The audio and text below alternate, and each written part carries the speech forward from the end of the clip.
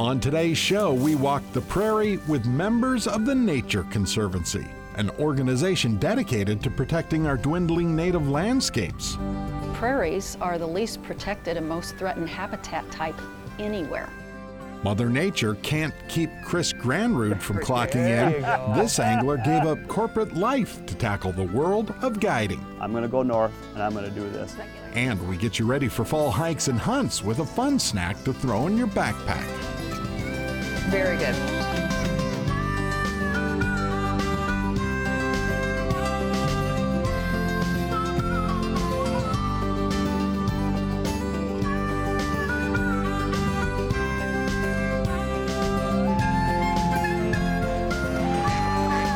Minnesota Bound. Brought to you by Minnesota's select GMC dealers. Hey there, Laura and I welcome you to the show. 700,000 acres and counting. That's how much wild land the Nature Conservancy has protected in Minnesota alone. Ron Shera set out to figure out what this nonprofit is all about. The organization's goal? To ensure that both people and nature thrive.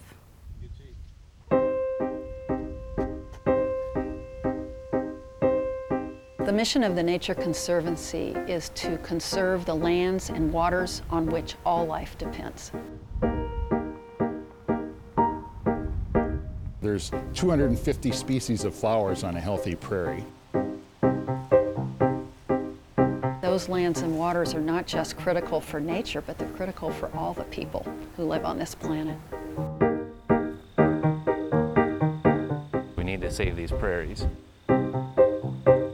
Emily Dickinson once noted, "To make a prairie, it takes a clover and one bee and reverie." I might add, it also takes the Nature Conservancy. Since 1951, the Nature Conservancy, a national organization, has been preserving or restoring the busy work of bees, working to save America's prairies. And it hasn't been easy. We are definitely concerned at the Nature Conservancy and our many partners with losing the war. And so what we're doing is just redoubling our efforts, being as strategic as we can. Our impact in Minnesota, I think, has been tremendous. We have protected almost 700,000 acres of land, including some of the best forest, prairies, wetlands, lakes, rivers, and streams that we have in this state. On a late summer day, Matt Gravy is leading a gathering of prairie seed pickers at a place near Sunburg, Minnesota. The prairie is called Ordway Prairie. We've hired a team of interns and a couple staff to collect prairie seed for the entire growing season. And that way we can try to collect that whole suite of species and get all of those species into our seed mix in the restorations. Those restorations then can be more valuable to wildlife. Folks who love prairies love them for all the right reasons. This one here at Ordway Prairie, where we have over 300 species of vascular plants, provide basically a smorgasbord of food for wildlife. So why has America lost so much prairie? Because prairies are the least protected and most threatened habitat type anywhere, more threatened actually than the rainforests are. We encourage people to go out and visit them, to hike, to enjoy all that is there, to birdwatch. Many acres of Nature Conservancy prairie also are open to upland bird hunting. However, preserving and appreciating Minnesota prairies is only half the story. Prairies also need lots of TLC. So prairie evolved with three kind of main disturbance mechanisms. First is grazing. Historically, that was bison and elk. The second is fire, and then the third is drought. Well, we can't really do much about the climactic cycle, but we can do something to replicate both the grazing impacts and the fire, and those are the tools that we primarily use to try and make sure that that prairie stays in place and doesn't turn into a forest. And so the struggle to save our prairies goes on, and it is a struggle. Lots of defeats, a few victories, but you'll never see a white flag from the Nature Conservancy. go out and visit a prairie and walk around on it, gain a better appreciation for what it actually is. Some of the best remaining prairies are owned and open to the public by the Nature Conservancy. You can see them on our website, nature.org. More foot soldiers needed, always. Coming up next, we leave the prairie behind to tackle rough water alongside Minnesota's up-and-coming Big Fish Guide. Everybody wants to be a fishing guide when it's 75 and about a 7-mile-an-hour wind and the fish are biting. Minnesota Bound is brought to you by Minnesota's select GMC dealers, by the Yard maintenance-free outdoor furniture, Running Aces Casino, Hotel and Racetrack, and by Aluma Craft Boats.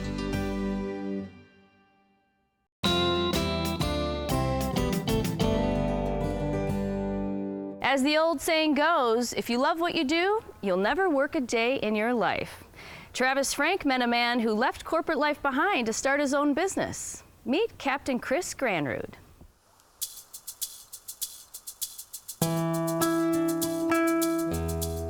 Chris Granrud lives for rainy days. From his perch overlooking Rainy Lake, he mentally prepares for another day on the water. Every day is a good day to be a fishing guide. Rain or shine, Chris always packs positivity and his shore lunch kit. This is where it all happens.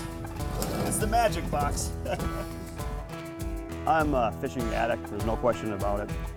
He's a fishing addict living out his childhood dream. I love it. I do love it, yeah. He loves this big water and the challenges that come with it. So you want to be a fishing guide, huh? Everybody wants to be a fishing guide when it's 75 and about a 7-mile-an-hour wind and the fish are biting. Not when it's rocking and rolling like this. Well, find a weapon. The name of the guide service is Rainy Daze Guide Service. I'll get that net ready. I'm sure you're going to need it. And I started this about 13 years ago. So we should be getting pretty good at it by now. Boy, there are a lot of fish there, Travis. We're right on those fish. Over the years, Here we go. Attaboy. he's perfected his craft. Nice fish. Oh yeah. Nice. That's a beauty, buddy. Matching unforgettable fishing experiences Gold and black. Yeah, that's a nice one. with his contagious personality. Send your smaller brothers for shore lunch and your grandma for pictures. That's beautiful right there. But Chris's fishing story didn't begin here. In fact, it started on the opposite end of Minnesota. In the small southern town of Zumbrota, he grew up selling worms to fund his fishing passion. A natural entrepreneur, his career path changed with time, but his desire to fish always stayed the same. I owned a business in southern Minnesota. We had roughly 30 employees. It was a busy restaurant, it was a busy bar, it was a busy bowling center, and I would literally, like so many other people, would work 80, 90 hours a week to come up and sneak up north to fish for 24 hours or 48 hours. With each trip, he fell more in love with Rainy Lake. There you go. And I said, okay, that's enough. I'm gonna go north and I'm gonna do this. Chris sold his business and became a full-time fishing guide. I'll be honest with you, I mean, there were many days when I first got started that like, boy, I mean, did I make a mistake? I didn't have any room for error, frankly. My daughter was young, I mean, so I rolled, in all honesty, I rolled her college education. I rolled our future on a boyish dream. His gamble paid off. Attaboy, attaboy. That's what it's all about, buddy. Never gets old. Rainy Daze Guide Service grew beyond his wildest dreams.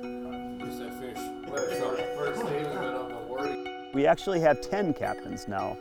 We'll run close to 500 trips here just in the open water season. It's not my passion, it's our passion, and it's not my business, it's definitely our business. That feels like it might actually be the shore luncher. 16 1/4 means that he's not going to ever be 16 1/2. It is work. I mean, like, the weather tires you out. No sleep, that just makes you tired. But we're fishing for a living, and it's hard to put a price tag on that. Not to mention the price tag on a walleye shore lunch that brings each day full circle. Bacon and onion sandwiches. It won't extend your life, but you're gonna love it, I promise. It's easy to see why Chris lives for rainy days. I've got woods in the background. I've got walleyes in the front. It would be tough to draw it up much better, but it's pretty close to perfect.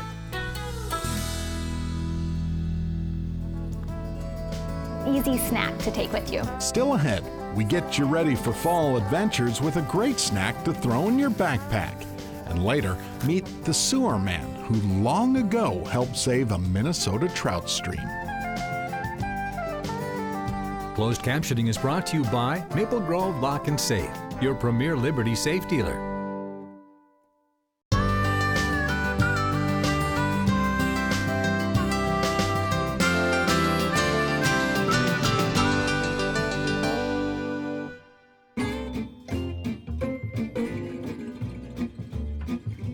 Today we're getting wild in the kitchen, and we're actually not using wild game today. We're roasting nuts. We want to give you a simple recipe that you can take in the deer stand, hiking, you name it. And I'm here with Tasha Kellen with Isidore Nut Company. And Tasha, we're gonna roast some nuts today? Yes, we are, Laura. I'm so excited because I heard the recipe is called the Bold North recipe. Isn't that perfect for us here in the north? It sure is. And what are some of the ingredients that we're using today? We're using a combination of pepitas and almonds and pecans. We should note that these are raw nuts, ladies and gentlemen. These are not already roasted, right? Exactly. So, Laura, why don't you take our bowl of raw nuts? Raw nuts. And how many cups are in here? So there's about 2 cups. So let's grab the olive oil, drizzle it on in there. And we're gonna use our maple syrup. So go ahead and drizzle in about 2 to 3 tablespoons, kind of your comfort level of sweetness. Well, I would just keep going if it was my comfort level, but we'll manage it appropriately here. We've got some spices that we're gonna add next. Okay. So that's a combination of cinnamon and nutmeg. So it's about 1/2 teaspoon of each. Go ahead and sprinkle that in. Next, we're gonna add our spice. So this is what gives it its Bold North name. We're adding a little heat today. Yes, we are. So this is a combination of black pepper, chili pepper, and cayenne pepper. So we're adding a little bit of sweet and a little bit of savory. And last, we'll add the salt. Sea salt was perfect, or you can use regular table salt. We can stir it all up. Stir it all up. So you just want to make sure that the maple syrup and the olive oil coat all the nuts with the spices, and it just a nice glossy look to the whole mixture. So not only does this look delicious, I'm sure it tastes delicious, but it's pretty healthy for you. It is very healthy, perfect for when you're going on the trail or you want to take to the deer stand, just an easy snack to take with you. So go ahead and just put all that onto the tray. All right, Great. that looks good. Yeah, this looks beautiful. We're gonna roast this Okay. in the oven for about 6.5 minutes. We'll take it out. Gently stir, I assume? Yeah, just so that we're incorporating the spices, and we're actually gonna be putting them back in the oven. For another 6.5? For another 6.5. Smells so good. So you can see they browned up nicely. Yes, I can. We're gonna add in a little bit of extra salt. Just sprinkle it right on the top. And take advantage of having your parchment paper and then sliding it right into your bowl. Okay, so I'm going in for a taste test here because this looks delicious. Good. Very good. Oh, good. You can taste the cayenne a little bit. So there you have it, an easy Bold North nut mix recipe for you to take out in the field or wherever nature may take you. Coming up next, we go back in time to the town of Chatfield to meet a Minnesota-bound classic. Pete the sewer man loves trout fishing. That something has been done to save the earth. Minnesota Bound is brought to you by Connecticut, Adams Pest Control, Rave Sports, your local carrier dealer, and by Totem Resorts, the premier destination for world-class fishing.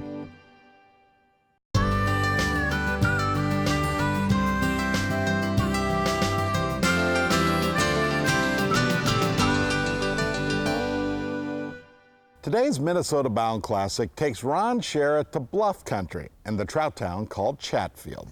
A place where long ago he met the sewer man.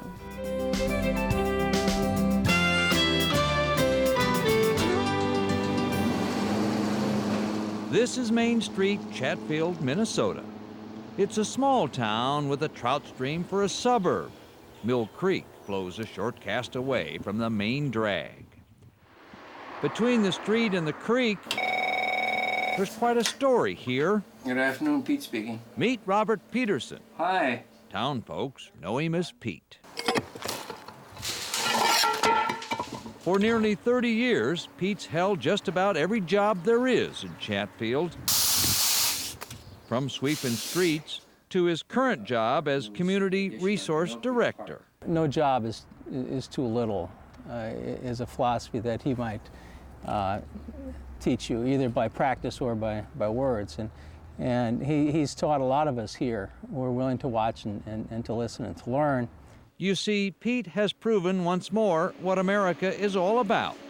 7 years ago, Chatfield's sewer man turned into Chatfield's mover and shaker. When I saw that the creek was, you might say, taking over, in other words, it was running, it was flowing, let's say, where it wasn't really supposed to flow. It was taking way too much of our soil, of our park. So I contacted the DNR about what can we do, what can be done to alleviate the problem of losing our park, and also at the same time improve trout fishing, which is very dear to my heart. So began Pete's goal to save Mill Creek Park.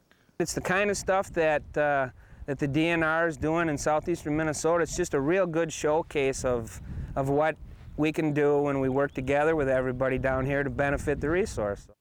With Pete pushing, the city and the DNR teamed up for a $65,000 project to stabilize and beautify the banks of Mill Creek. The abundance of trout in this stretch of Mill Creek has probably increased by 200, 300%, so helped a lot.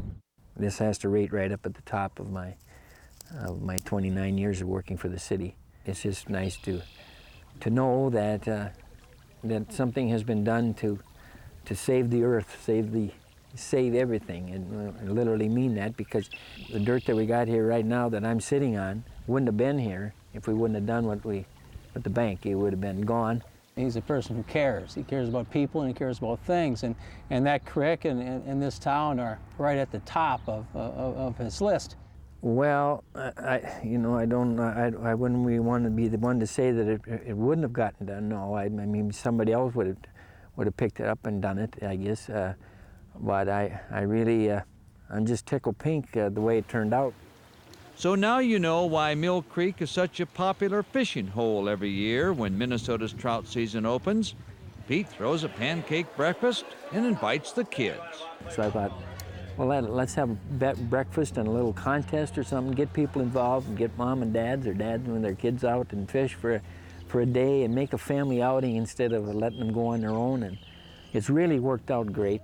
It's a twofold deal. I thoroughly enjoy trout fishing, and along with that, I thoroughly enjoy seeing kids coming down on their bicycle with their pole on their bike in the summertime, coming down here and literally fishing, and every once in a while you'll see them go home with one hanging on their handlebars, proud as the dickens. He was real concerned about the youth in Chatfield, that they'd have a place like this, so maybe they have an opportunity to come down here and catch a few more fish, make it more worth the kids' while to come down here, keep them off the streets, and hopefully in the future you've got somebody that might grow up to be just like Pete.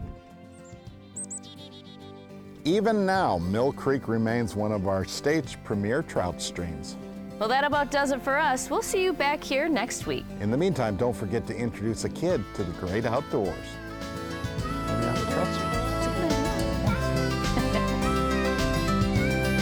Transportation provided by Premier Transportation. Call 1-800-899-7433. To get more Minnesota Bound, including full episodes, go to mnbound.com. And to follow our latest adventures, like us on Facebook.